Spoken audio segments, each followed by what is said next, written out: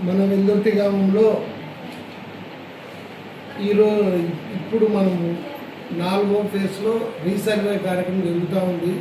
ఈ కార్యక్రమానికి గాను గ్రౌండ్ ట్రీటింగ్ కూడా అయిపోయింది, సర్వే చేయడం జరిగింది. ఈ సర్వే చేయనప్పుడు మాకు తెలిసింది ఏమంటే ఈ ఫారెస్ట్ సంబంధించిన ల్యాండ్ 1074 ఎకరాల 28 సెంట్ల భూమి ఉందని మా సర్వే వాళ్ళు గుర్తించడం జరిగింది. ఆర్ఎస్ఆర్ ప్రకారం అది ఫారెస్ట్ ల్యాండ్గా ఉంది. కానీ దాంట్లో 96 ఎకరాలు క్లాసిఫికేషన్ మార్పు చెంది చాలామంది రైతుల అనువాదీనం ఉంది. మేము పరిశీలిస్తే దాదాపుగా 300 ఎకరాల భూమిలో కొంతమంది రైతులు అనువాదీనంలో ఉన్నారు, కానీ వారికి ఆ నెంబర్లలో క్లాసిఫికేషన్ మార్పు జరిగి ఉండలేదు.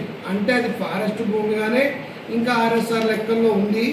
కానీ అందువల్ల మా వాళ్ళు ఆ మొత్తం విస్తీర్ణానికి ఒక ఎల్పిఎంను మాత్రం ఇవ్వడం జరిగింది.